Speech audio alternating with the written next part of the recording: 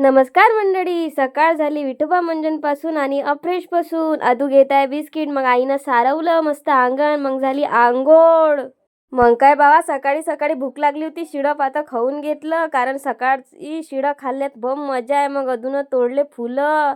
पोरीनं केला स्वयंपाक चुलीवर. मग होती अदूच्या शूटची तयारी. अदूचा शूट झाला, छान शूट केला, कारण अदू शूट करताना खूप सपोर्ट करते.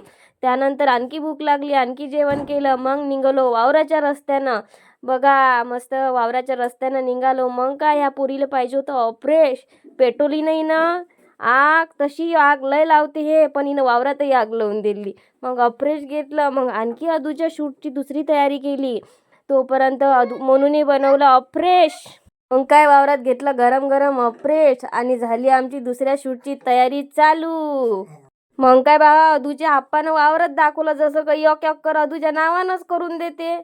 मग गेलो बंडीत घरी. जाताना दिसल्या बकऱ्या. बंडीत खूप मजा येते, पण गाडीची मजा बंडीत. त्यानंतर बंडीत गेलो. नंतर घरी गेल्यावर झाला जात्याचा शूट. असा झाला आजचा ब्लॉग.